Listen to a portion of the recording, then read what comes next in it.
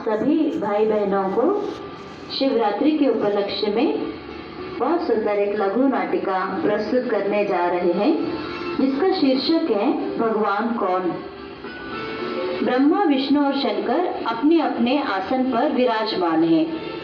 देवलोक में इस बात पर विवाद छिड़ा है कि तीनों में बड़ा कौन है।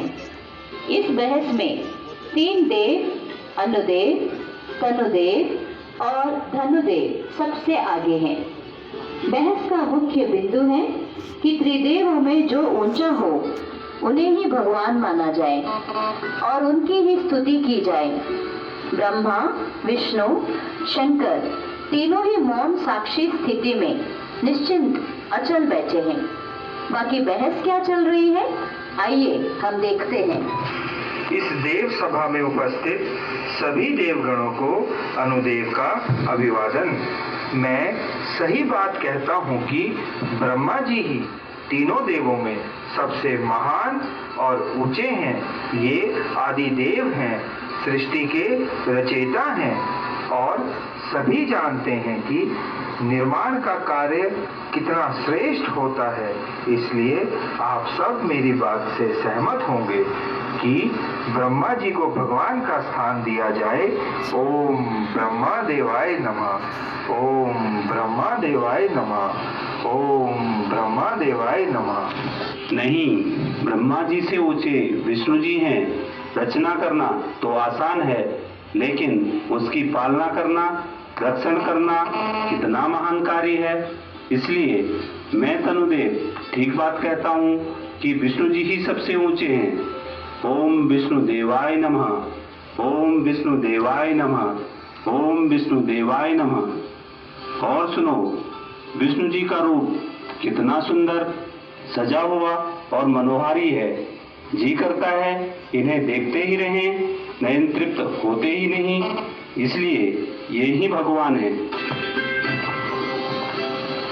अरे, ब्रह्मा जी की सादगी की तो कोई मिसाल ही नहीं है। इनकी सादगी में जो त्याग और तपस्या की सुंदर मूर्त दिखाई देती है, वह विष्णु की छवि में कहाँ। इसलिए निसंदेह ब्रह्मा जी ही सर्वश्रेष्ठ हैं। अरे, आप दोनों अपनी बात ही रखते रहोगे या मुझे भी कुछ बोलने दोगे? रचना और पालना का कार्य तो ठीक है, लेकिन रचना और पालना नए की होती है। जब तक पुराने का विनाश नहीं होता तो नए का मजा ही क्या है। शंकर तो विनाश के निमित्त हैं, इसलिए वे ही महान देव, ईश्वर कहलाने योग्य हैं। ओम शंकर देवाय नमः। ओम शंकर देवाय नमः। ओम शंकर देवाय नमः। और हाँ, इनके रूप का तो कहना ही क्या, कितना न्यारा और निराला है, जो योगियों को रिझाए और भोगियों को डराए। नहीं धनुदेव, हम तुम्हारी बात से सहमत नहीं हैं। फिर तो आपसी सहमति बनाने की एक ही विधि है। चलो मतदान कर लेते हैं। हाँ, यह ठीक है धनुदेव। आप कृपया मतदान की प्रक्रिया संपन्न कराएं। सभी देवों से मेरा विनम्र निवेदन है कि हाथ उठाकर अपना मत रखें। जो ब्रह्मा जी को सर्वोच्च मानते हैं वे हाथ उठाएं। हम गिनती कर रहे हैं। अच्छा, अब जो विष्णु जी को ऊंचा मानते हैं वे हाथ उठाएं। अच्छा, जो मेरी तरफ है, शंकर जी को ऊंचा मानते हैं, वे हाथ उठाएं। अरे, ये तो तीनों ही संख्याएं बराबर हैं। हाँ, वाकई तीनों संख्याएं बराबर हैं। माना तीनों के पक्ष में समान वोट है। अब फैसला कैसे हो? अब तो बस किसी एक के वोट की ही जरूरत है और फैसला हो जाए। लेकिन हमने तो देवलोक के सब देवों से मतदान करा लिया है, कोई भी बाकी नहीं है। फैसला अब कैसे होगा? नारायण नारायण नारायण नारायण नारायण नारायण। अरे वाह, नारद जी आ गए। आइए देव ऋषि, प्रणाम। बड़े अच्छे समय पधारे। धन्य भाग्य हमारे। आपकी यह प्रत्यक्ष विशेषता है कि जहाँ जरूरत हो वहाँ तुरंत पहुँच जाते हैं। आज देवलोक में इतनी बड़ी सभा लगी हुई है, क्या कोई उत्सव है? उत्सव नहीं, एक उलझन है जिससे आप ही सुलझा सकते हैं। कैसी उलझन है तनुदेव? बात यह है मुनिराज कि आज देवलोक में इस बात पर मतदान हुआ है कि त्रिदेव ब्रह्मा, विष्णु और शंकर में सर्वोच्च कौन है, किन्हें भगवान कहा जाए। विचित्र बात यह हुई कि तीनों के पक्ष में समान वोट पड़े। अब तो आपके मत से ही फैसला हो सकता है। अच्छा, तो ऐसी बात है। देव ऋषि, आप तो ब्रह्मा जी के पुत्र माने जाते हैं। आप जरूर अपने पिता के पक्ष में मतदान करेंगे। आप मेरी तरफ आइए।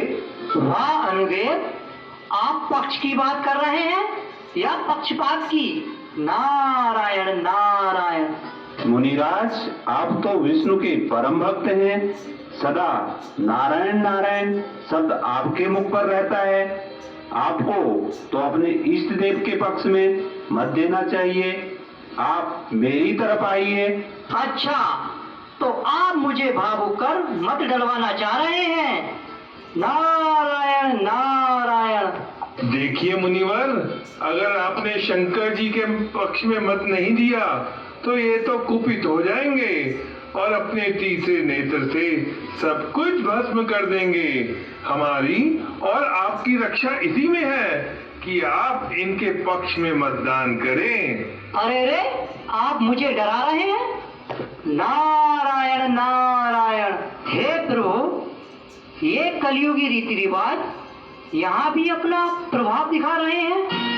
मुनिराज, आप मेरी तरफ आइए। नहीं, मेरी तरफ। नहीं, मेरी तरफ। नहीं नहीं, मेरी तरफ। नहीं नहीं, मेरे पक्ष में। नहीं, मेरी तरफ आइए। नहीं नहीं, मेरी तरफ। नहीं, नहीं, मेरी तरफ। मेरी तरफ। मेरी तरफ। नहीं नहीं, मेरी तरफ। खामोश, बंद करो ये खींचातानी। यह मैं और मेरा, उफ, ये सब आपके अज्ञान का नतीजा है। अब मेरी बात ध्यान से सुनो। आप भूल कर रहे हैं। प्रश्न यह नहीं है कि ब्रह्मा, विष्णु, शंकर तीनों में बड़ा कौन है। वास्तव में यह जानना है कि तीनों से बड़ा कौन है। तीनों से बड़ा? हाँ, तीनों से बड़ा।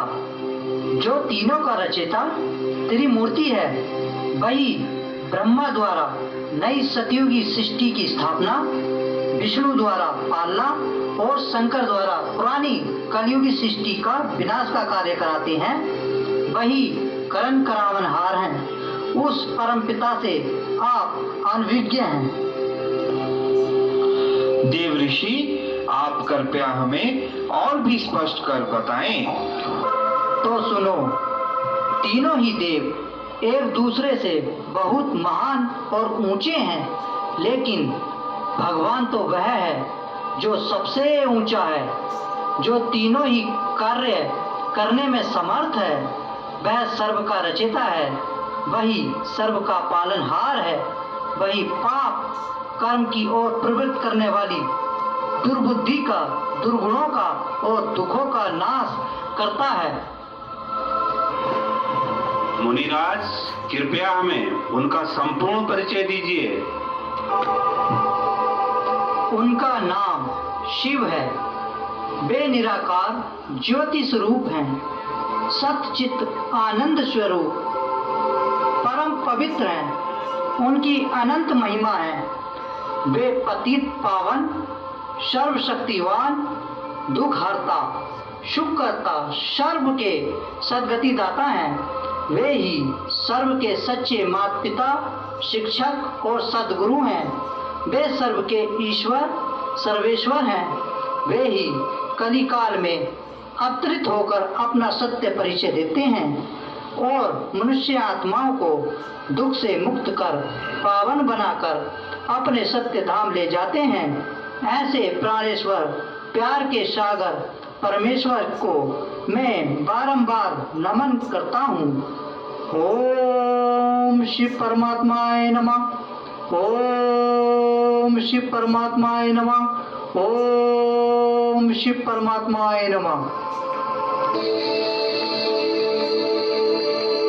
ओम शिव परमात्माय नमः। मुनिवर, आपने हमारी अज्ञान की बंद आंखें खोल दी हैं। हम आपके बहुत आभारी हैं।